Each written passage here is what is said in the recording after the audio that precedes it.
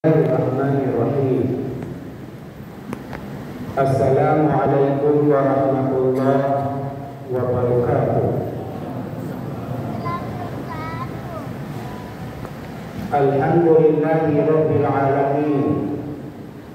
Wassalatu wassalamu ala asrafil anbiya'i wal mursalin Sayyidina Muhammadin wa ala alihi wa sahbihi ajma'in. Amma ba'd. Jamaah tarawih kekasih Allah, Ramadan adalah lotus kebajikan yang ditebar oleh Allah karena memiliki banyak cahaya yang harus dikejar oleh manusia berdasarkan sifat yang ada di dalam tubuhnya. Upaya Tuhan menjembatani kita manusia yang beriman hanya satu tujuan, agar kita menjadi jembatan penghubung antara dunia dan langit. Allah sebenarnya telah memberikan upaya yang amat besar untuk memahami apa yang dibutuhkan oleh orang yang beriman. Karena itu Allah memberikan daftar yang amat lengkap buat mereka orang yang beriman untuk melakukan proses pembimbingan dan pendidikan di hadapan Allah sejak bulan Ramadan. Justru itu di dalam Al-Quran surat Al-Baqarah ayat 183 paling tidak terdapat 4 dimensi. Yang pertama, ya ayyuhalladzina amanu adalah dimensi teologis transendental. Allah mengingatkan pada kita bahwa kita adalah manusia yang bertuhan. Kita datang karena Tuhan, kita hidup karena Tuhan, kita mati karena Tuhan. Perjalanan kehidupan kita adalah rentangan yang disebut dengan rentangan Rabbania. Tak ada satu manusia pun meskipun dia ateis, dia kafir, dia musyrik, terbebas dari rentangan nama Tuhan. Karena itu jelas bahwa dakwah yang disampaikan oleh Nabi Muhammad sallallahu alaihi wasallam adalah berasaskan kalimat thayyibah, yaitu la ilaha illallah. Orang beriman Allah tahu mereka adalah orang yang jujur, yang percaya diri, yang amanah. Mereka tahu bahwa Allah Maha Jauh sekaligus Maha Dekat. Ia transenden sekaligus bersifat imanen. Karena itu manusia segera dia melakukan upaya untuk selalu bagaimana dia memiliki hubungan yang baik dengan Allah. Bahkan yang dimaksud adalah kalau dia disebut orang beriman, berarti nama-nama yang dipanggil untuk ibadah puasa adalah pertama, ada namanya iman atau iman. Ada namanya al-mu'minin atau al-mu'minun. Ada juga muslimun, muslimina, muslimain. Semua itu adalah jajaran orang-orang yang dipanggil oleh Allah karena Allah percaya mereka inilah yang bakal menjadi manusia yang disebut dengan Ihsanul Kamil atau manusia yang sempurna. Tetapi jangan merasa keberatan kalau di dalam daftar ini tak ada namanya. Siapakah mereka? Pertama, la kafir tidak ada, la kafir tidak ada, la zalimin tidak ada, la musyrikin juga tak ada. Siapa lagi?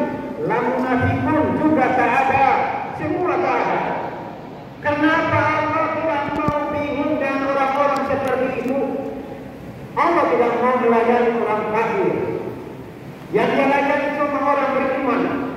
Adakah dalam Al-Quran Allah memiliki perhatian terhadap orang yang kafir, yang kufur, yang musyrik? Tidak. Yang dipanggil cuma orang yang beriman. Kalau beriman harus melaksanakan ibadah yang dilakukan oleh Allah. Bagi orang yang kafir, silakan kafir, silakan zalim. Karena mereka walaupun diberikan pengertian dan tidak, sama saja. Sama anak-anak sekarang, anak muda Banyak yang sudah beribadah kepada Allah, tapi masih banyak lagi yang mereka menantang Allah. Mereka hanya ingat ciptaan Allah, tetapi mereka tidak mengingat Khalik. Mereka hanya mengingat makhluk. Kalau ditanya, apalagi istilah sekarang, mengapa kamu tidak puasa? Malah hanya dia kasih kita pantun, obor-obor ikan lele, tidak tahu itu yang dia sampaikan. Padahal dia tidak paham bahwa Allah memanggil dia dengan panggilan yang indah. Makanya kita harus kembali kepada kalimat tauhid, yaitu Allah sebagai sandaran vertikal. Itulah dimaksud dengan dimensi teologis transendental. Yang kedua, kutiba alaikum siyam adalah dimensi taklifi, bahwa kita orang-orang yang beriman, yang sudah dewasa, yang sudah baik berakal, tidak hanya kita hidup di dunia ini. Allah menyiapkan sebuah target bahwa ada kewajiban yang berbalik terhadap Anda. Di pundak Anda dibebankan suatu tugas tanggung jawab yang amat berat besar, yaitu yang bernama puasa. Puasa bukan hanya sekedar menahan hawa nafsu, tidak, tetapi memberikan kesempatan kepada hati ini supaya dia masuk di dalamnya signal-signal Allah, agar unsur kebinatangan dan al-hayawan menurut Sigmund Freud, supaya dalam waktu tertentu kita harus tekan agar sifat kesetanan, sifat kebinatangan tidak terlalu dominan dalam kehidupan kita. Kita tidak usah bersifat hedonis, hanya mementingkan kebutuhan jasanya, melupakan apa yang disebut dengan spiritualitas. Kita hanya mementingkan hawa nafsu, makan dan minum, pakaian yang tidak beres, dan lain sebagainya, yang oleh Machiavelli mengatakan hejul ini dalam menghalalkan cara untuk mencapai tujuan.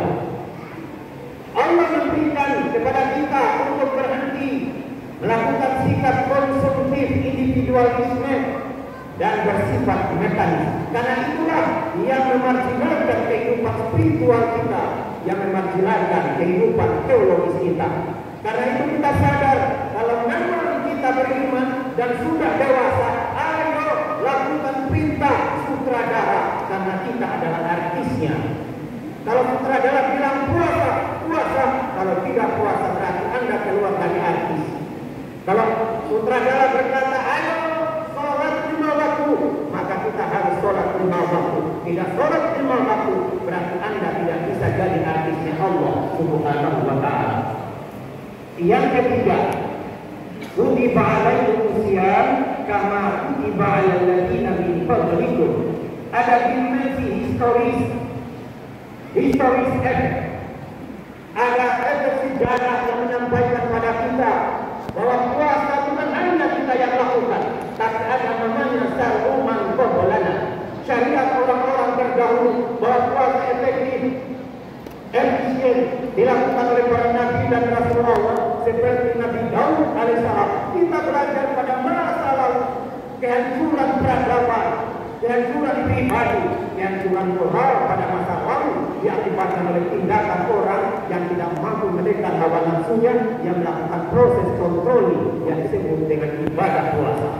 Dengan menggali sejarah, kita memiliki pengetahuan untuk melakukan proses pembaharuan bahwa kalau memang kita beriman harus puasa, dan kalau kita puasa jangan hanya belajar pada lingkungan kita, tetapi juga harus belajar pada masa lalu, yaitu berdasarkan dimensi historis.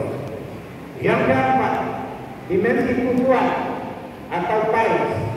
Tujuan dari ibadah adalah takwa. Takwa bukan hanya sekedar melaksanakan perintah Allah yang baik maupun benar, tetapi juga memiliki upaya bagi kita bagaimana tanhara anil fahsya'i wal munkar. Orang takwa adalah orang memiliki semangat kabarnya, karena dia memiliki semangat kabarnya kemana pun ia pergi tetap dia ingat Allah, berbicara karena Allah, melihat karena Allah, berperilaku karena Allah, makan, minum, tidur karena Allah, semua pergerakannya karena Allah. Mereka itulah disebut dengan la'allakum tattaqun. Semoga engkau menjadi orang yang takwa. Orang yang takwa Allah adalah berisi kesabaran. Mereka mengatakan stop untuk melakukan kejahatan, stop untuk bersikap zalim, stop untuk berteman dengan orang-orang yang jahat, dan dia berupaya tetap dinamis untuk menyatakan diri bahwa aku hambamu ya Allah.